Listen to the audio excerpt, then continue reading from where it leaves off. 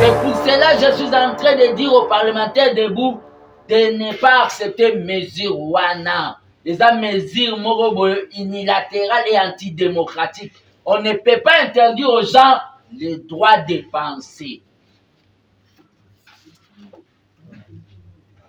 On ne peut pas aussi amener des gens directement à Makala, à la prison centrale, sans être jugés.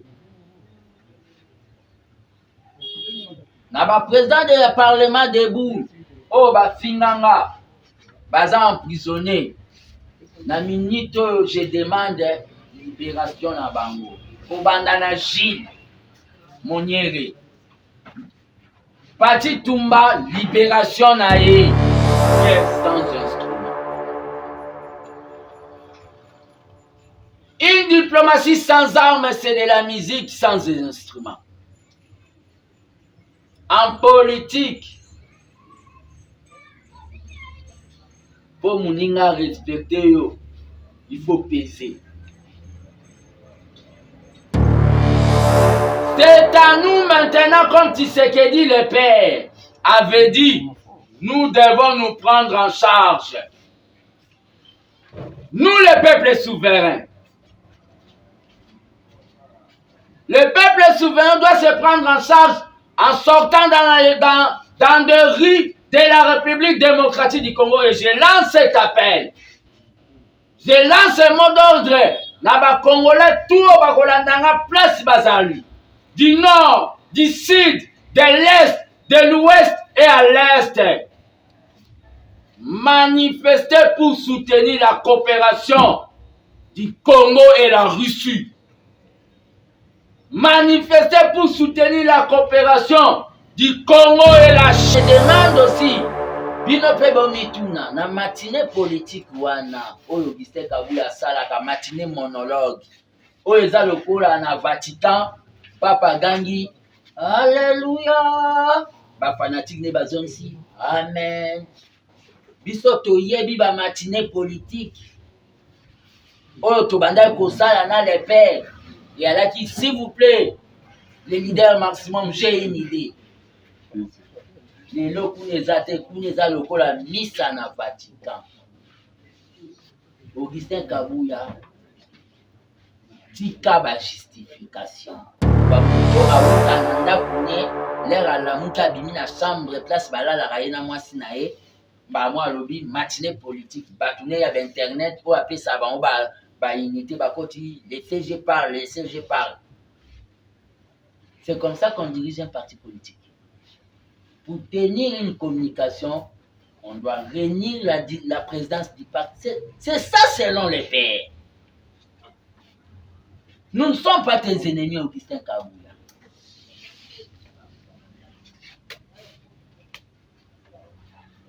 Nous voulons seulement sauver l'IDPS parce que Massou a l'IDPS, donc l'IDPS ne marche pas totalement comme un parti présidentiel, M. Augustin Kabuya.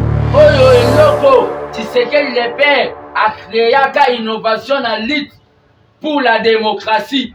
Oba Joseph Olengankoy, babanda kotambola na oba bengi voiture décapotable kosala réarmement moral pendant tous les jours. Bokoyokoya kobomangote Messie à Selo. La communauté internationale. Les politiciens congolais aujourd'hui bouche bée silence absolu devant la décision inhumaine du Conseil de sécurité ONU. Oyo MONUSCO bilan nango eza négatif. Tina nango tozomona lisusu awa na Congo te. Ce sont des coopérants. C'est de la distraction pire. Je parle comme gardien du temple, l'élève du ciel. Bilan négatif pendant beaucoup d'années. La MONUSCO. Pour la MONUSCO, il fait qu'il. Conseil de sécurité. La France. 10 pays à des occidentaux. Oh, pour la Ukraine, bango tout bazo kota ba réunion bazo tchana bambongo. Pour Poutine azolinga asala o babengi a récupérer intégralité du territoire ya Union soviétique. Bango nde bakataka Union soviétique, c'est ça la vérité. Ndenge balinga babalkanize este basala soki batusiland na bango ndenge basalaka na URSS. Poutine n'a pas tort. Cette communauté internationale pour l'Ukraine, oh bazwaki po batia ba base ba fragiliser URSS, la Russie. Bazo cotiser bambongo, mais la guerre ibandika lelo, mais y a biso des milliers de morts. Communauté internationale. J'appelle aujourd'hui pour expliquer aux Congolais, na ba bengi langage facile. Koso baye coopération multi-internationale mindele bandombe. Cette communauté internationale, oye boma Lumumba, pour l'obaki arrêtez de piller.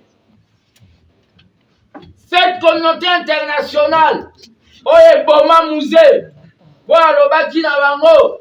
Non, nous sommes un État indépendant. Cette communauté internationale, oye abandonnaka Mobutu et précipita à la mort.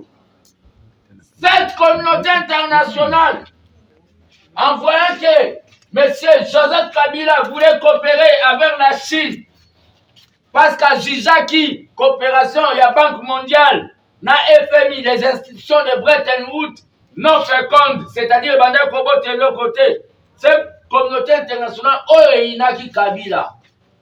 Cette communauté internationale, parce que le Conseil de sécurité, parce qu'il fati likita. Les Congolais, il faut bailler baba pays wana. Les politiciens na minute oyo. Munoko silence ba komi baba. Vous êtes des aventuriers. Des aventuriers. Je vois un certain encore, comme Mouzitou est en train de dire, azotinda bakoli tine na kati ya baradio, oh mille. Quand on va construire la mille, bokoya koloba suso babimisi mbongo ebele des milliards. Mille bako bombardan wote. Parce que na sima Rwanda eza na bao babengi ba miti internationaux.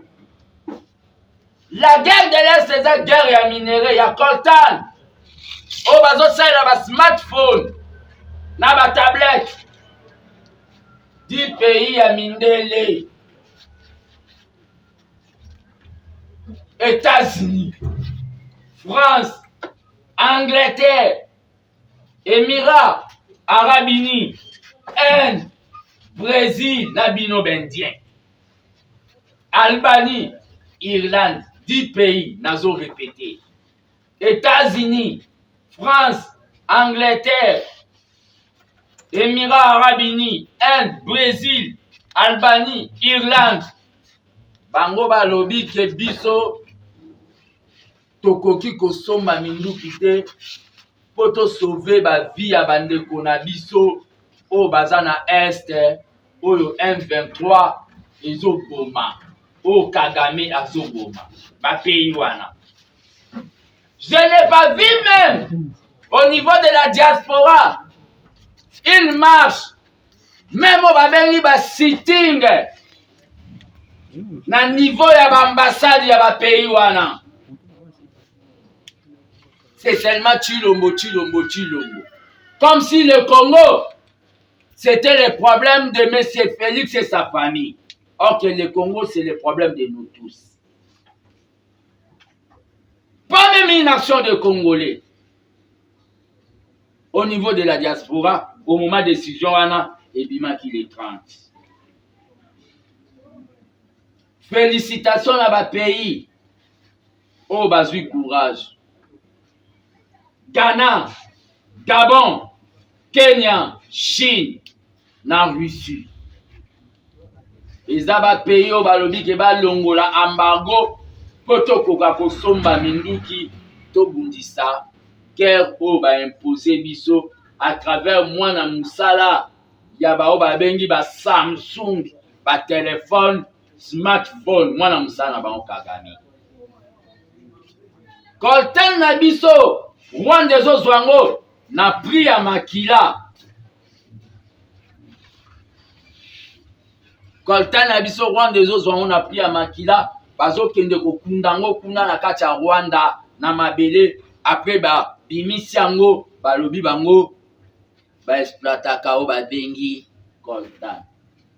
Personnellement, quand j'ai suivi M. Kagame aujourd'hui dans une des radios étrangères, Koloba Kebe, absence n'est la force sous-régionale, il y a Est et Anna, et que déranger était à l'aise.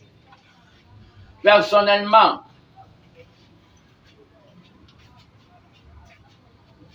si j'étais pemé na mokonza mboka, alingaka kende o babengi rencontre ya Luanda te.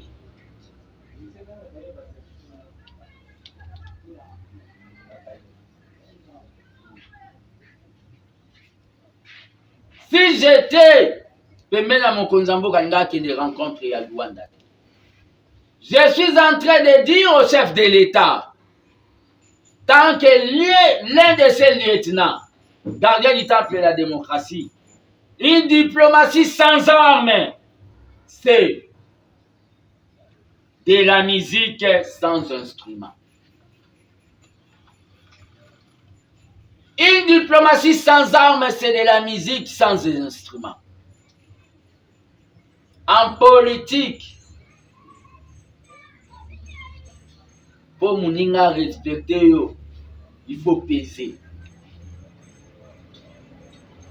Batie biso embargo. Batie biso embargo. Ce n'est pas au président de la République maintenant, à lui seul, de tourner au Babengi la page des États-Unis, de France. Malgré il a fait au Babengi la diplomatie, il a expliqué bango situation ya Congo, mais ba moni kaka d'intérêt na bango, ya ba richesse na biso. Même Monseigneur Ambongo a dit que le président de la République a fourni beaucoup d'efforts, mais Batouana balakisi que Makila, l'océan du sang ya ba Congolais, c'est rien par rapport à Coltano Bazo Ibana Est. C'est à nous maintenant, comme Tshisekedi le Père avait dit, nous devons nous prendre en charge. Nous, le peuple souverain.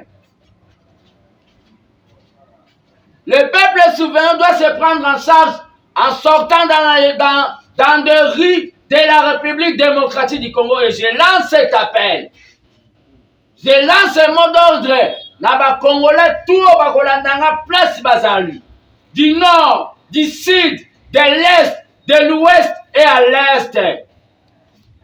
Manifester pour soutenir la coopération du Congo et la Russie. Manifester pour soutenir la coopération du Congo et la Chine. Le peuple doit sortir dans des rues. C'est ça maintenant, phase de la manifestation. Je lance l'appel à tous les leaders, des vrais nationalistes, des mouvements sociaux réels, non des ambassades des États-Unis et de France. De sortir dans des rues là où vous êtes pour demander soutenir la coopération avec la Russie. Les Maliens l'ont fait. Les Burkinabés l'ont fait. Le peuple, vous devez soutenir maintenant que la politique du Congo, la diplomatie congolaise, tout ça, la partenariat en Russie. Pour tous Minduki, pour tout défendre ma belle à Congo. Parce que toute diplomatie qu'on fera sans armes, c'est une musique sans instrument. Qu'advienne que pourra.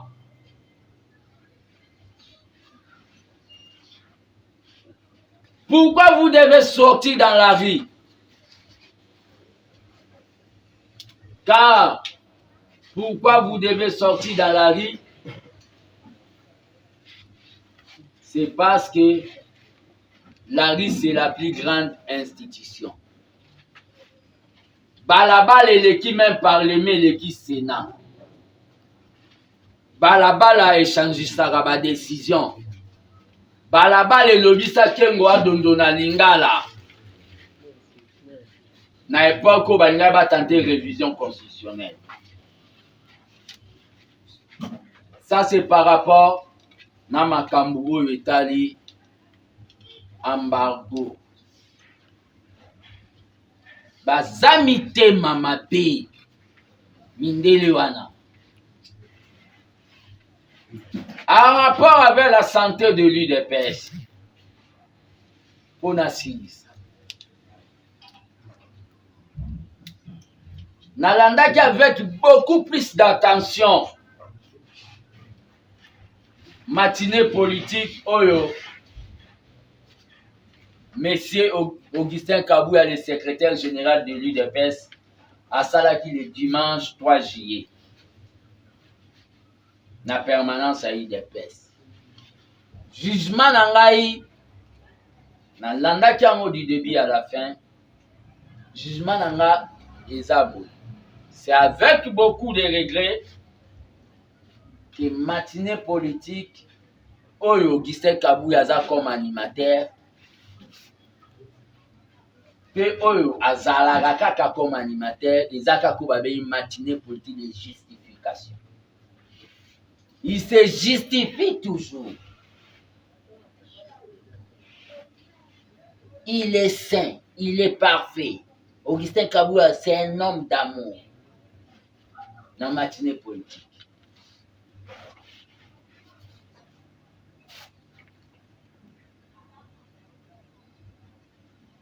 Ba secrétaire général nyonso, généraux nyonso baleka na UDPS basale lote. Augustin Kabouya yende le spécial. Yenda zo sala.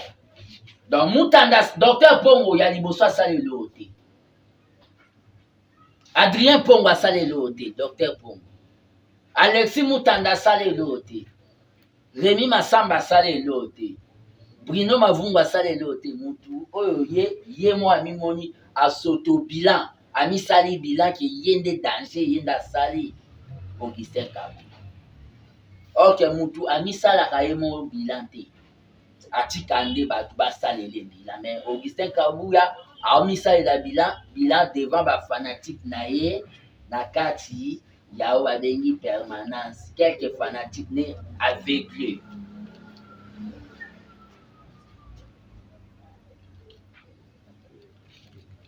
Alexis Mutanda aza parmi ba secrétaire général oyo atia kutu mbongo ndemo mpona kokende koimplanter koactualiser donc koredynamiser UDPS na bafédération asali lote.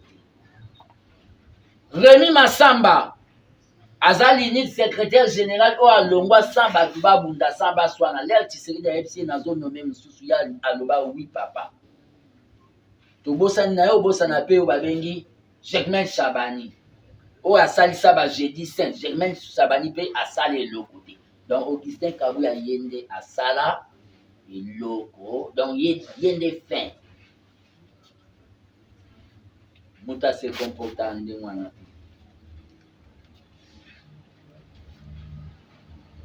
Nous devons nous asseoir. Un chef appelle les gens. Ozoloba nazo diriger te yaka pesanga makanisi na yo oyo ozokanisa poto bongisa parti. Augustin Kabouya osala ngo te azosala selon mutu na ye.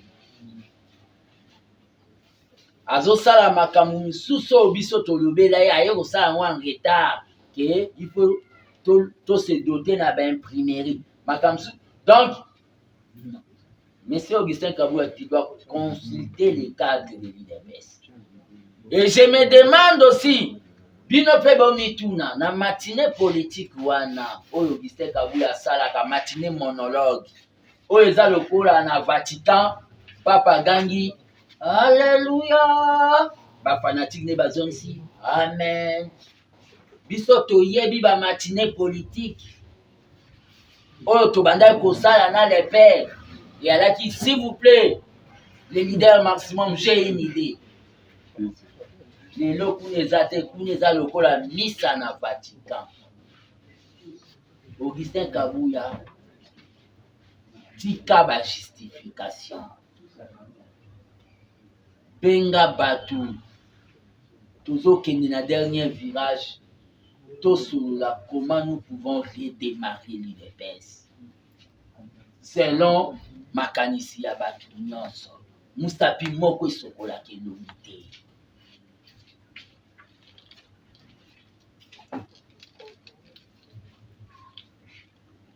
Ça ne sert à rien qu'il ça ne sert à rien.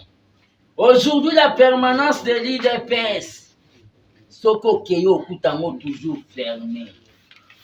Ce qui est à Yende Fongwami, comme ça, comment Otambola na l'UDPS na katia saki na ye. Tout est centralisé. Est-ce que la matinée politique Augustin Kabuya Salaka?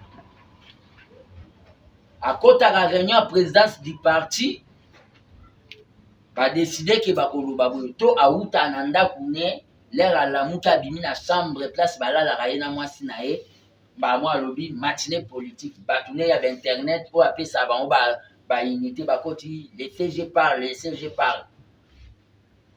C'est comme ça qu'on dirige un parti politique. Pour tenir une communication, on doit réunir la présidence du parti. C'est ça selon les pères. Nous ne sommes pas tes ennemis, Augustin Kabuya.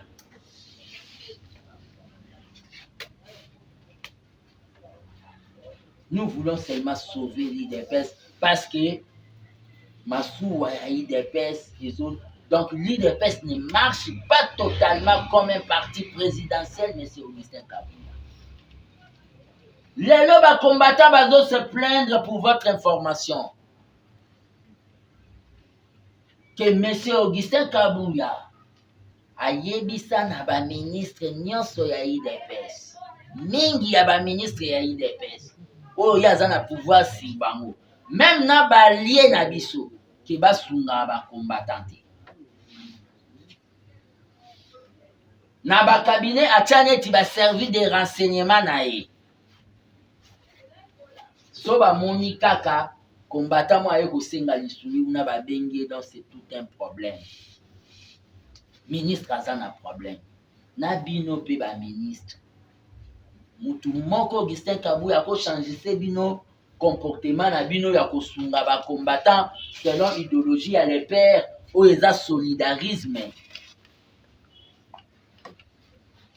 Ba combattant lelo misusu ba ministre bazwaka na kotanga ba komona ba ministre bazwaka bango en charge mona pona kofutela bango ba loyer. Na idée que baza quand même ba jeune ba contribuer ki makasi. Nyonso ekatama soko zao ba to auta na ndaku ne l'air à la muta bimi na chambre place balala raina mwasi na ye ba moi lobi matinée politique batune ya internet pour appeler ça bango ba unité ba koti les CG parle. C'est comme ça qu'on dirige un parti politique. Pour tenir une communication, on doit réunir la présidence du parti. C'est ça selon les pères. Nous ne sommes pas tes ennemis, Augustin Kabuya.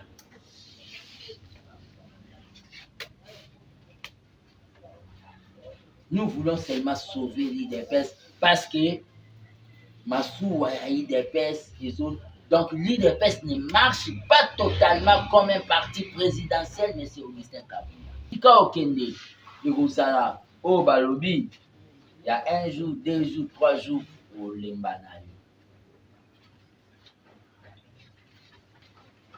Ça, c'est en rapport avec Augustin Kabuya. En rapport avec l'arrestation des parlementaires debout, interdiction à Parlement debout.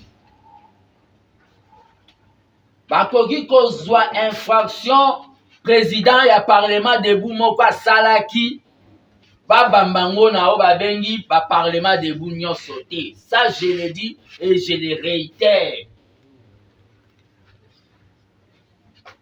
mutu moko asali mabe bo interdire.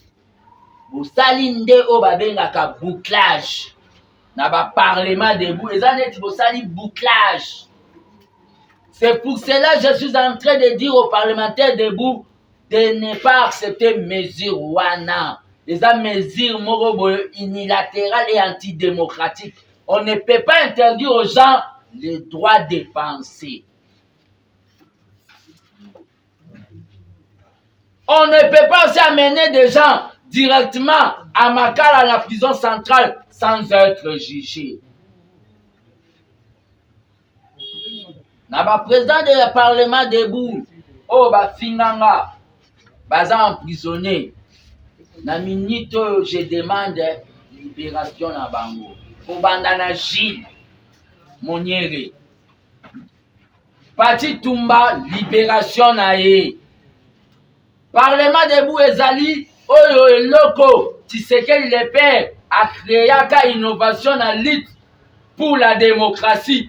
Oh ba Joseph Olengankoy, babanda kotambola na o babengi voiture décapotable kosala réarmement moral pendant tous les jours. Bokoyi koya koboma ngote messieurs ya selo. C'est une décision antidémocratique. À cet effet, tant que gardien du temple de la démocratie, et belé boyebi qu'en matière d'argent, je suis honnête.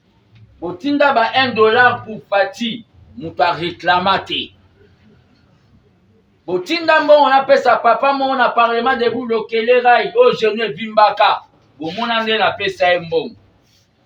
Botinda mbongo na pesa combattant mo handicapé na parlement debout ya président Neville, ba image eza na ba réseaux sociaux. Na époque à Tshisekedi le père, eza makambo bogise kabuya babosana.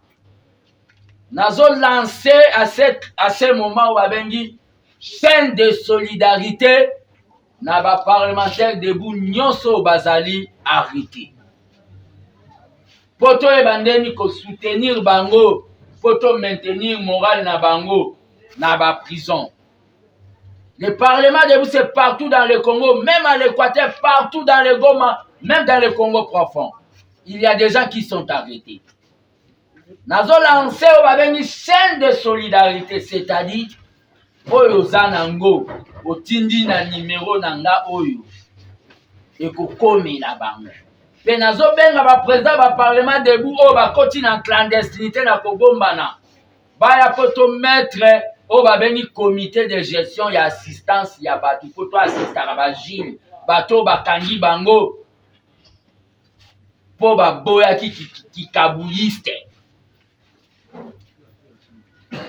Poto assistara batu nyonso bakangi. Chaîne ya solidarité wana na numéro nanga 039 0999 46 50 11. Wana eza Airtel man. Ekokomela bango. Na bengi ba président parlement debout boya po to gérer yango. Wana eza Airtel man 0999 46 50 11. Orange Money eza 085 084 65 55. Orange Money eza 085 084 65 55. Kotika bango na kasho bongo. Moi je me rappelle le 22 mai na entrée à Afdel le Kota le 17 mai. Le 22 mai, quand nous avons dit non à Mouzé, Mouza Kanga Abisso. Là, j'étais trop jeune. Basale l'Arabiso chaîne, il y a solidarité. Depuis que Nakota Kasso, avec mon vieux Raymond Kaungu, que j'ai sali, Oya Zalaga, secrétaire général, secrétaire national chargé du mouvement des jeunes. Politique des jeunes et l'élu, Zalaga mouvement des jeunes. A comment appeler secrétaire général adjoint. Tukota kana bango kaso mais ya zwaka réinstallation en Norvège. Totikala kolia biloko uta na ndako na biso. Nyonso ebanda kolambama epa mama Marthe. Muta banda kwa kotikela biso ezalaki national vovo bolongo. C'est-à-dire, Bissoba combattant, le président du Parlement debout, avec les femmes de détenus, nous pouvons nous organiser maintenant pour assister au Babengi, combattant la Bisso, au Bakangi pour fragiliser l'IDPS. Le Parlement debout, l'essence de l'IDPS, c'est à cet instant, autre que dans le dernier virage, de Bozoya Kolingabo Kangango, au Kindokite.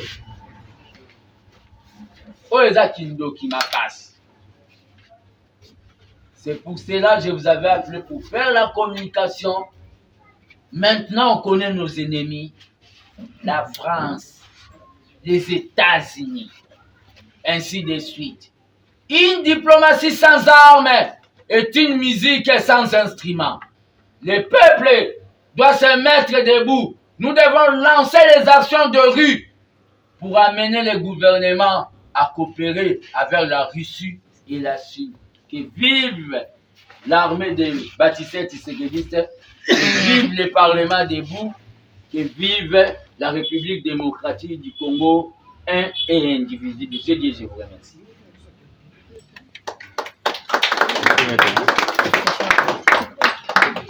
J'attends des questions qu'on ne se répète pas. Des questions commencent ici.